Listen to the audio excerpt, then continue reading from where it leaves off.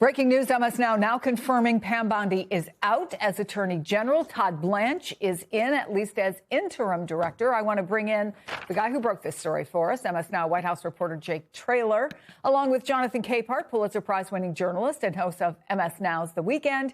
Here in studio, MS Now congressional reporter Michael Schnell. Jake, tell us what you learned. Yeah, Chris, this is obviously happening all in real time. But MS Now has now confirmed from a White House official that Attorney General Pam Bondi has been removed from her role, which then would subsequently lead to the fact that Todd Blanche is now the acting interim Attorney General. As you noted just a moment ago, the White House official told me that we expect to hear from Blanche, at least on social media or a post about it, in the very near future. I was told from a former White House official we can also expect a truth from the president, a Truth Social post from President Trump momentarily now. This is all, of course, is happening in real time. I will note that Blanche is now serving as the interim. There still appears to be an active, ongoing consideration of and building of a short list of who might eventually fill that role more permanently. Folks from inside the White House and outside have floated the names like Lee Zeldin, Alina Habba, Jeanine Pirro, Senator Eric Schmidt. So there's a lot of these folks that are floating around as to who the president may be inclined to pick. Look, we know, Chris, that for months, internal White House officials have told MS Now that there have essentially been knives out for Pam Bondi. Really, this began with her handling of the Epstein files, that this was building all along. But another White House official told me that unlike we've seen the ousting of other White House officials in this second administration of the president's, this time around, the president has a real fondness for Bondi and didn't want to just make the Truth Social post announcing she had been fired or was being demoted. Instead, this time around, the president told her in some type of private conversation, hoping that she could land on her feet more positively, leaving this role. After the reporting has come out over the past couple of days, and particularly over the past couple of hours, that Bondi's role is imminently being removed, it seems as though the president, in some way or the other, has made some type of decision that Bondi has been removed, that Blanche is now acting interim. The story is developing in real time, and that short list is what we're, of course, now chasing after to try and understand who the president may permanently now replace Bondi with.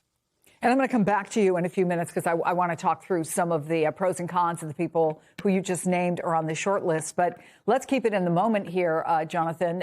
As Jake rightfully points out, we've all known that over the last few days, the buzz has been building about Pam Bondi getting the ouster. But what do you make of the fact that it's happened now? Well, two thoughts come to mind. My first thought was this, to me, sort of showed just how perhaps inside the White House, last night's speech about the war didn't go over so well. And so this is a perfect distraction to get us away from talking about last night's speech and talking about something that is way closer to home and more and consequential for this administration. The second thing that comes to mind, Chris, is this. Even though Jake reporting that the president wanted to, he has a fondness for Attorney General Bondi, it reminds me of what happened with now former DHS Secretary Kristi Noem, where the chatter was out there and then the removal happened. And I remember the removal happened, and Kristi Noem, back to then Secretary Kristi Noem, was giving a speech outside of Washington, and everyone wondered. I remember watching our colleague Katie Tur wondering, does she know she's been removed? So at least in this case, Attorney General Bondi was informed by the president herself and had some time to process it before it went public. But this is pretty incredible, and I am eager to see who is on this short list. And sort of play the parlor game. I guess Michael will be able to help us with this, and Jake. Who would actually be able to get confirmed? Well, yeah, I want to go back to that. But can we just remind folks, Jonathan, about Todd Blanche? Now, first of all, he was the president's lawyer, right? When there was the 34-count indictment against him. He loses that case, but, and this is a huge but, he was able to use the Supreme Court decision on presidential immunity to delay any sentencing until after the election, which, of course, the president won. One would have to think that Todd Blanche, for all the other rumors that are out there, has got to be high on that short list. But what do you think? Oh, good. I was thinking we were going to come to that later. Yes. If I were the president, I would just elevate Todd Blanche. He is the number 2 at the Justice Department. He knows him. He trusts him. He is acting as his personal attorney, even though he is supposed to be Deputy Attorney General of the United States. If he doesn't choose Deputy Attorney General Blanche, it would behoove the president to choose. I think Jake mentioned a senator whose name might be in the mix. Choose someone from the Senate, which would make it a little bit easier to get that person confirmed. But Alina Habba, Jeanine Pirro, wow, good luck with those selections if the president does decide to do something as crazy as that. Okay, we have the posting from Donald Trump. And here's what he says on Truth Social. It's long, so stay with me here. Pam Bondi is a great American patriot and a loyal friend who faithfully served as my attorney general over the past year.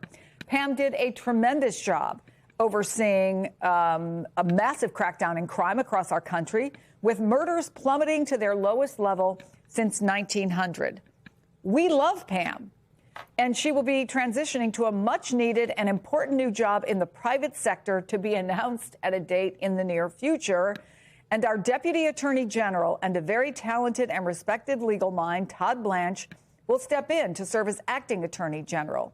Thank you for your attention to this matter, President Donald J. Trump, which leads me to you, Michael, which is, first of all, I have 2 questions. First about the reaction, and then obviously about who could get confirmed. Let's start with reaction. What are folks on the Hill texting to you because your fingers have been flying since you sat down? Yeah, immediate reaction. Again, as Jake mentioned, Pam Bondi was on the ropes since this reporting started coming out late last night, early this morning. A lot of reaction. First from Democrats saying essentially good riddance, literally good riddance. Ted Lieu, he's one of the top Democrats in the House. He said goodbye and good riddance to Pam Bondi. You were exceptionally terrible at your job. It's bipartisan. Folks who aren't sad about him leaving. Nancy Mace, she was one of those Republicans who signed the discharge petition to release the Epstein files. She has been beating the drum on that issue, the issue that Pam Bondi has drawn so much criticism for. She wrote on X saying, if the reports that Lee Zeldin will be replacing Pam Bondi as Attorney General are true, I welcome it. Bondi handled the Epstein files in a terrible manner and made the situation far worse than it had to be for President Trump.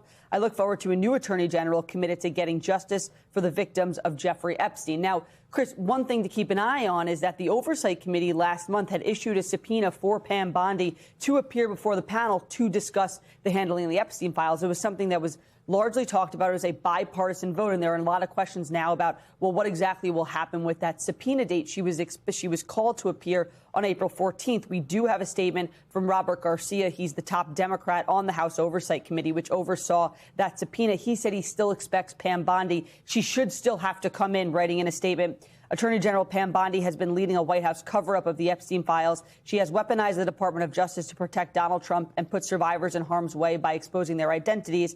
Here's the key graph. She will not escape accountability and remains legally obligated to appear before our committee under oath. She must answer for her mishandling of the Epstein files and the special treatment she has given to Ghislaine Maxwell. So we're going to have to see how that pans out, but certainly. Well, that's my question, because he is the ranking member. He is not the chairman. Mm-hmm. What do you think the chances are that still happens? Well, I think frankly, I think there are a lot of still unanswered questions of, is the subpoena still alive and still valid, given that she was subpoenaed as Attorney General and she is no longer in that position? She's going to be somebody in the private sector. I think there are still just a lot of questions about the enforceability mechanisms, but certainly, the immediate reaction right here from Democrats saying they are going to keep up the pressure on Pam Bondi to appear before their panel, because they have so many questions about the Epstein files, the handling of the investigation, which was, again, since Pam Bondi came out with those binders and said, we have the files. I mean, this has been the thing that she has just seen so much scrutiny for on both sides of the aisle. So Todd Blanche has just posted on this.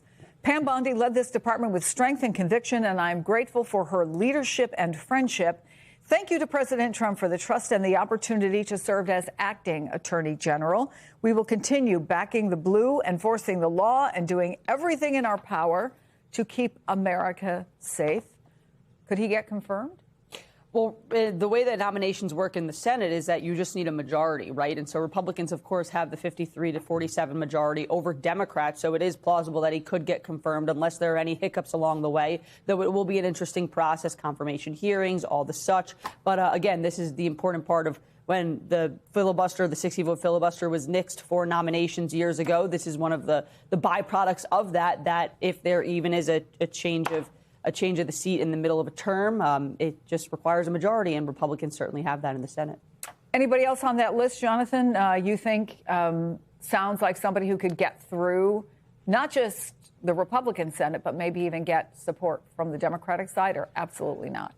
I don't know. Jake, Jeanine Pirro couldn't get Democratic votes? Is that what you're suggesting? At 100%, Jeanine Pirro would not get a single Democratic vote, nor would Alina Habba.